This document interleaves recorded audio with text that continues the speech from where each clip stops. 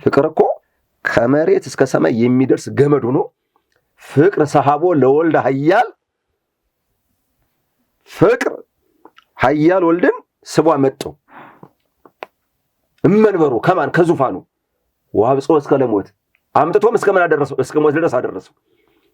በዚያም ቢባል አንድ ሰው 80 ቅዱሳት መጻሕፍትን ትርጓሜያቸውን ተምሯል ቢባል ሌላውንም ተምሯል ቢባል እንደው የረቀቀ የመጠቀ ዕውቀት አለው ቢባል ትሕትና ከሌለው ዕውቀቱ የዲያብሎስ ዕውቀት ነው የሚሆነው።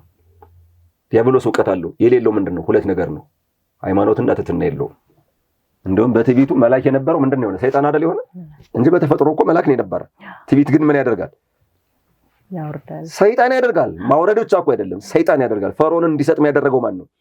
ትዕቢቱ። ፈርዖንን እንትና ናቡከደነጾርን ሪያ ያደረገው ምንድነው? ትዕቢቱ አይደለም እንዴ? ከቤተ መንግስት ወጥቶ እኮ 7 ዓመት ጤዛ እያረሰረሰበት ቅጠል እየበላ ሳር እየበላ እኮ ኖሯል። ናቡከደነጾርን የሚያክል ንጉስ ያን ጊዜ በነበረው ክፍለ ዘመን እኮ የባቢሎን ንጉስ የመጨረሻው እኮ ነው። ልክ አሁን የአሜሪካ ፕሬዚዳንት እንደሚባለው ማለት ነው።